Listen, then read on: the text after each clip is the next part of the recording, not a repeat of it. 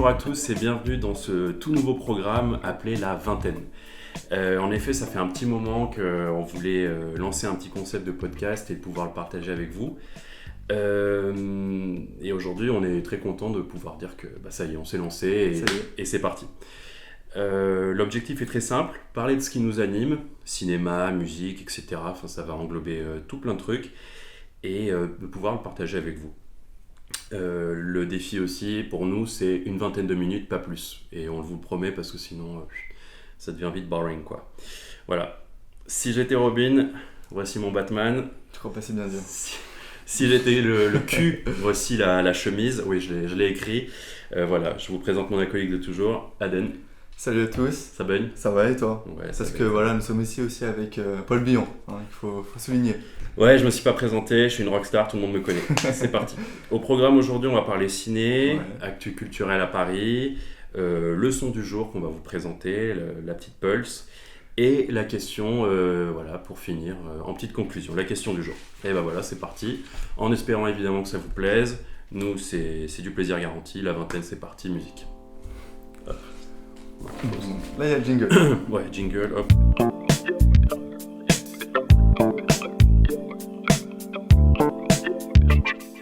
Bon, comme tu l'as dit, Paul, notre seule ligne directrice ici, ce sera le kiff. Donc, tant qu'on parle de sujets et de choses qui nous plaisent, c'est tout ce qui compte. Et c'est donc ainsi que j'ai fait un point avec moi-même et je me suis demandé qu'est-ce qui me plaît au point que j'ai envie d'en parler aujourd'hui avec vous. Et j'ai évidemment pensé au Lego Star Wars, à Troy Bolton ou encore à ma mère, mais je voulais pas parler. Mais je voulais pas partager ça avec vous aujourd'hui. Ouais. J'ai plutôt pensé à l'une des plus grosses barres que je me suis tapé dans ma vie, un des plus gros fous rires que j'ai eu. C'était quand j'avais 13 ans, c'était en colo, et c'est comme ça que j'ai l'idée de vouloir partager avec vous aujourd'hui le film Nos Jours Heureux, qui est un film de colonie de vacances qui a été réalisé par Olivier Nakache et Eric Toledano. Alors pour ceux qui ne le connaissent pas, c'est l'histoire d'un directeur d'une colonie de vacances qui va tout faire pour que les enfants, mais aussi les animateurs qui les surveillent, passent de merveilleuses vacances. Alors sorti en 2006, ce feel-good movie familial et touchant à souhait, avec notamment Jean-Paul Rouve, Omar Sy, Malo Berry et Joséphine Demeaux, rempli d'énergie et de bonne humeur, est une adaptation de leur court-métrage qui s'appelait Ces Jours Heureux. Ah, c'était un court-métrage. C'était un court-métrage, okay. Qui a été réalisé par ces deux mêmes réals et il s'agit là en fait de leur deuxième collaboration. Depuis ils ont travaillé notamment sur Intouchable en 2011, Samba en 2014 et dernièrement aussi Le Sens de la Fête en 2017. Et on ne les présente plus si ce n'est pour souligner qu'il y a prochainement le 18 octobre la sortie de leur prochain film qui s'appelle Une année difficile. Voilà. Quand je voyais ce film, j'avais la sensation de vivre durant mes colos ce qui se passait dans ce film là, c'est à dire que j'ai l'impression de me voir, c'était très j'avais un reflet de moi-même et ça à plein d'égards. Par exemple, quand des petits qui s'appellent Youssef y arrivent, on découvre qu'en fait sur sa casquette il y a écrit Youssef, sur son t-shirt il y a écrit Youssef en gros. Voilà, il faut pas perdre ses vêtements, donc les étiquettes, ça clairement c'était moi. Quand tous les garçons tombent amoureux de la monitrice qui est clairement ultra jolie, sympa, sympa. Pour ainsi dire, ça pareil, c'était moi, tu vois. Quand la petite Charlotte arrive et qu'elle ne trouve pas sa valise, elle trouve pas de place dans les chambres pour dormir et qu'elle finit dans l'infirmerie, c'était moi. Okay. Quand il fallait vite ranger sa chambre aussi avant l'inspection, parce que forcément il y a des péripéties dans le film. Ça, c'est encore moi aujourd'hui d'ailleurs, faut que je range ma chambre. Quand tout le monde se prend un salon général parce qu'il y a des vols, c'était pas moi le voleur pour le coup, ça c'est pas moi. Et enfin, quand Guillaume pécho toutes les dédises, quand il sort sa guitare et qu'il commence à chanter au coin du feu, c'était pas moi, évidemment. Sinon on serait pas coloc. Allez hop. Bref, quand j'étais plus... Ciao. Je te promets que tu vas adorer, T'as ma parole, d'accord ? Allez, viens te baigner pour me faire plaisir. Lâche-moi ! Écoute Benoît, les piscines c'est pour les enfants. Normalement tu devrais aimer aller à la piscine. Tu comprends ? Mais tu sais ce que t'es ? T'es le roi des cons au pays des emmerdeurs. Un petit con, casse-couille, qui prend la tête, d'accord ? Un espèce de petit enculé de merdeux qui chiale sa race toute la journée. Voilà ce que t'es, connard. Casse-toi. Ça suffit de rester planté là. Toi, tu viens avec moi. Tout ça, ce sont des choses qui font que j'appréciais beaucoup ce film étant enfant.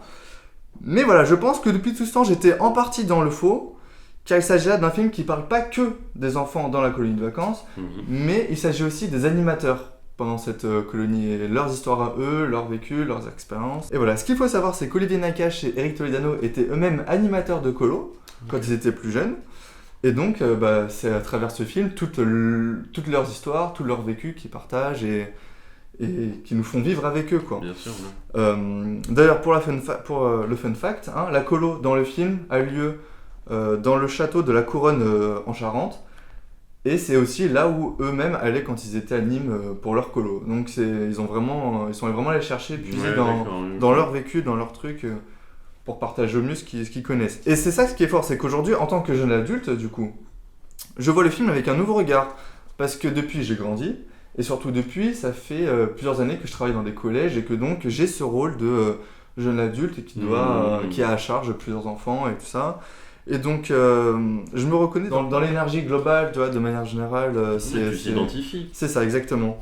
Quand il faut rassurer les parents, quand il faut encadrer les enfants sans avoir le rôle des parents, bien sûr, quand il faut les accompagner à l'infirmerie ou aux urgences, quand enfin tous les enfants s'en vont et qu'il reste des montagnes de vêtements, bah voilà, au collège, c'est pareil, tous les casiers sont pleins de pulls abandonnés, de vestes, de tout ce que tu veux. Toutes ces petites choses que je ne voyais pas avant et qui font que maintenant j'aime encore plus ce film, hein, c'est son intergénérationnalité, si je puis me permettre le très long mot. À la vôtre. Voilà. C'est ça qui lui confère sa force, hein. C'est comme si pendant 1h40, je voyais un reflet de moi-même à travers plusieurs époques, plusieurs étapes de ma vie. Et c'est même pas encore terminé parce que, bon là je l'ai pas encore, hein, c'est un autre projet pour plus tard, mais on voit aussi le moment où les parents quittent laissent leurs enfants avant la colonie de vacances. Et on voit toujours les parents super inquiets qui disent surtout, voilà, n'oublie pas de ceci, cela... t'as tes médicaments, faut pas les oublier, enfin bon voilà. Mais ça, comme je disais, je suis pas encore parent, c'est un autre projet pour plus tard. Quelle année ce magnifique Ce film sorti en 2006, du coup, voilà. Omar Sy, Jean-Paul Rouve. Il y a du beau petit monde. Du très beau monde. Donc voilà, écoutez, n'hésitez pas en tout cas à regarder ce bon petit film. Voilà. Vous rirez, vous vous amuserez. En famille. C'est bon.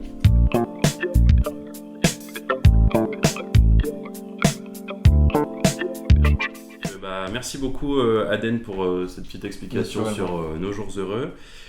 Dès à présent, on veut passer plus sur l'aspect actualité cinéma à Paris en ce moment. Comme vous le savez peut-être, cet été, on fête les 100 ans du studio de la Warner Bros.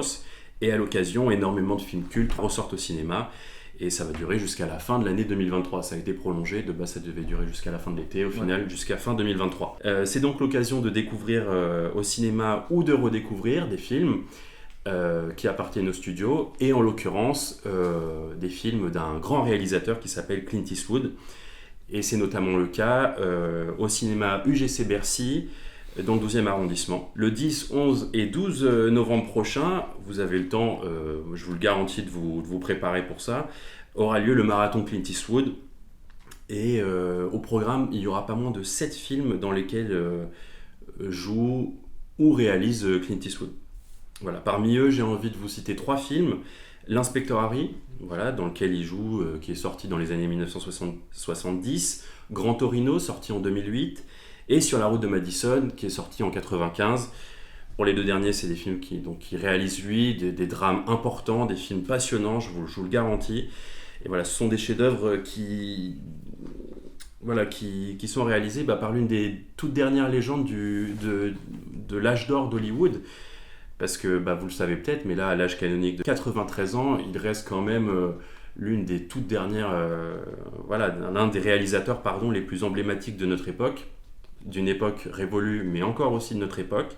En plus d'une époque, d'un genre, hein, le western. Bien sûr. En tant qu'acteur, il a effectivement participé, c'est un des plus iconiques en tant qu'acteur, bien sûr, du western, mais aussi en tant que réalisateur. Et vous le savez peut-être également, mais il a été souvent critiqué pour ses positionnements politiques un peu réac, voilà, ça on va pas se cacher là-dessus. Mais on lui enlèvera pas quand même que son cinéma est quand même très généreux, qui propose toujours des histoires et une cinématographie qui nous fait grandir, qui nous fait réfléchir, avec une humanité folle en fait. Voilà, c'est vraiment touchant, je vous garantis, chaque film nous change, vraiment. Donc Ne perdez pas l'occasion, le 10, 11 et 12 novembre prochain. Est-ce qu'on a des chances de t'y croiser ou pas? Bien sûr, voilà, Ouais. moi c'est exactement ce que j'allais dire. Quoi qu'il en soit, vous saurez où me trouver sur ces dates-là. Voilà. UGC, Ciné Bercy, voilà. Venez. Toujours dans cette proposition de marathon, le Grand Rex propose du coup le 16 septembre prochain, dès 10h du matin, une journée très spéciale qu'elle mettra à l'honneur notre héros favori, à savoir Batman, qui est ici représenté. Batman, donc ce sera le Batman Day. Une totalité de 7 films seront proposés avec Batman de 89 de Tim Burton, suivi de la trilogie de The Dark Knight, avec ensuite The Batman de Matt Reeves et enfin du coup Joker de Todd Phillips. C'est pour un total cumulé de, attention accroche-toi bien, 657 minutes de pur plaisir sur toute la journée, avec des tarifs allant de 8000 balles. 8000 minutes de kit. Non, alors pour des tarifs allant de 8€ pour juste le simple film à 30€ pour le pass sur toute la journée. Voilà, pareil. Pas mal.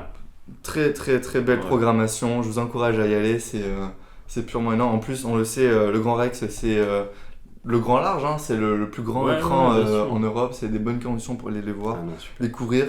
C'est le genre de séance qui regroupe des fans, des vrais fans hardcore qui sont prêts à se manger, je le répète, 657 minutes de film dans la journée. Ouais. Allez, si je peux me permettre aussi, du coup, ça c'est pour tout ce qui est grand studio, grand film, très, on va dire, culture populaire et voilà, je ne saurais pas comment finir cette phrase. Ouais. Mais on voulait aussi mettre en avant le compte Instagram qui s'appelle Movies in Paris du coup, qui répertorie toutes les sorties, toute la programmation du quartier latin, c'est-à-dire tous les petits cinémas indépendants qui proposent des films un peu plus anciens, un peu plus niches, qu'on ne trouvera pas sur les plateformes, qui ne sortent pas au cinéma en ce moment, mais que vous pourrez trouver là-bas. Ils font souvent des rétrospectives Stanley Kubrick, western par thématique. Plein de films. C'est vraiment top, donc voilà, n'hésitez surtout pas à aller vérifier, checker. Ouais, totalement. Voilà, c'est toujours bien de soutenir ces comptes et ces cinémas-là.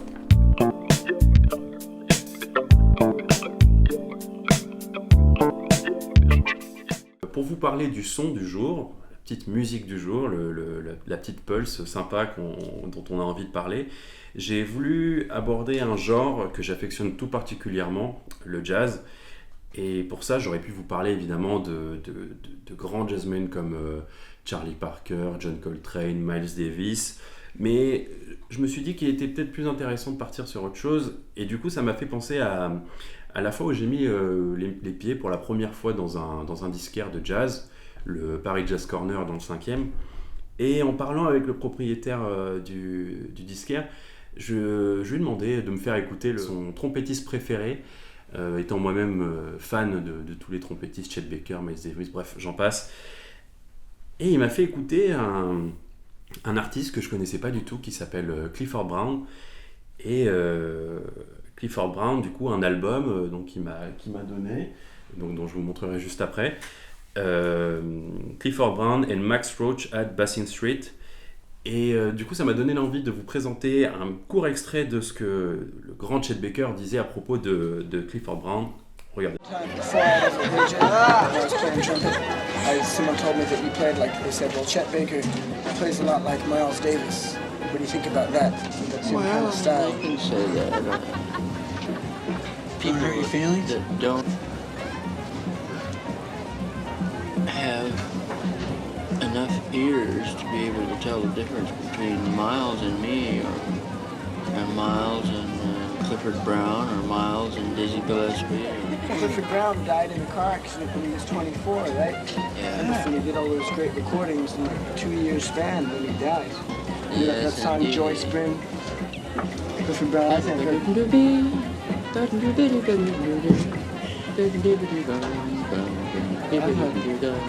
Joyce Brim goes,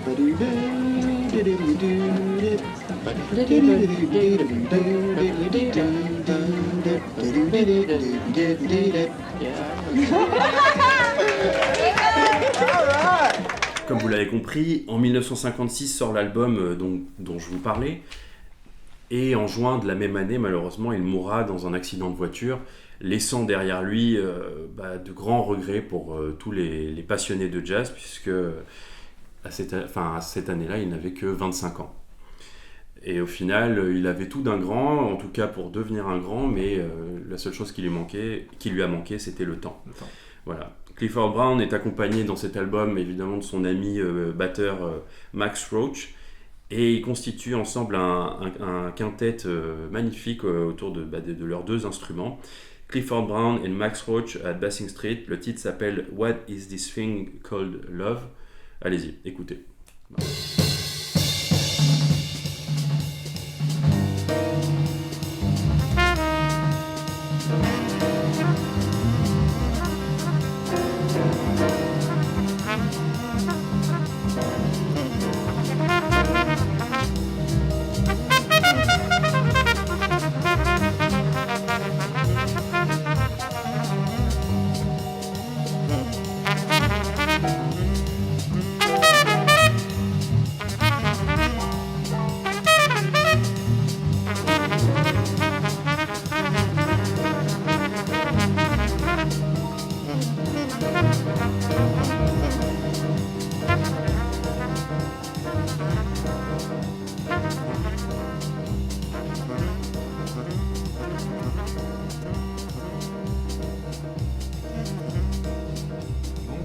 Ok, merci pour cette découverte, Paul. Franchement, je l'ajoute à ma playlist directement. C'est vraiment parfait pour les petites soirées tranquilles.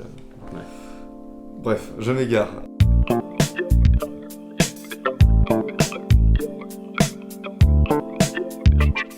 On va conclure du coup cette émission, ce programme, avec une question qui nous a été posée par l'un d'entre vous, les internautes. D'ailleurs, n'hésitez pas à proposer des débats, des questions, des réflexions sur lesquelles vous voudriez qu'on aborde pour la prochaine émission.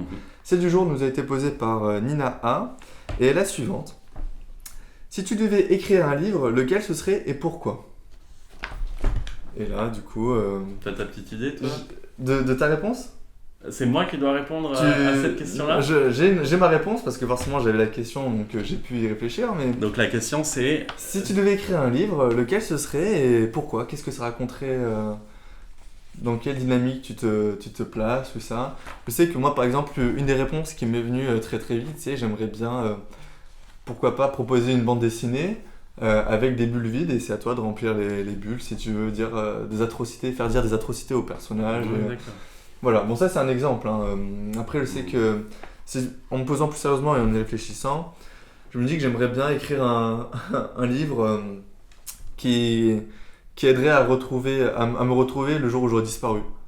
Voilà, j'en dis pas plus, mais voilà, c'est une chasse au trésor, c'est moi le trésor quoi. D'accord. Le melon du gars un peu.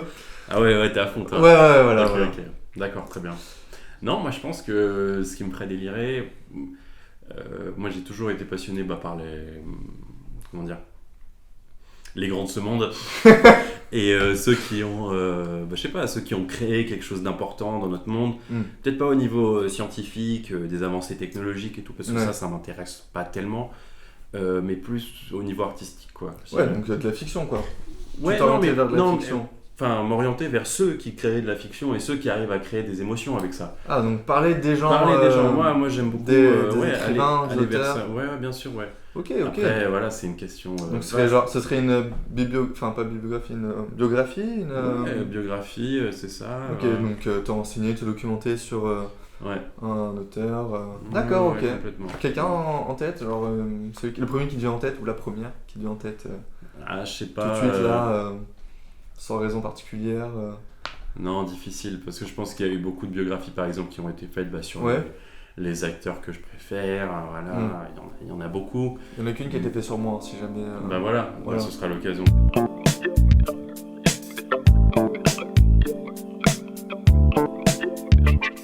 Que t'as rajouté rien, si ce n'est que, du coup, nous, ça a été un petit bonbon, un petit plaisir là, de préparer cette petite émission. En tout cas, dites-vous bien, parce que là, je vous vois, vous nous regardez comme ça d'un air un peu douteux.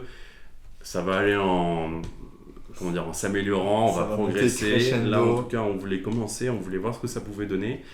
Et petit à petit, on ira vers un truc qui atteindra sans doute les sommets. Enfin, moi, j'en suis certain. Ah, faut pas douter. Donc, rendez-vous pour la prochaine émission. On vous dit pas quand est-ce qu'elle sortira, parce que s'il faut, elle sortira jamais.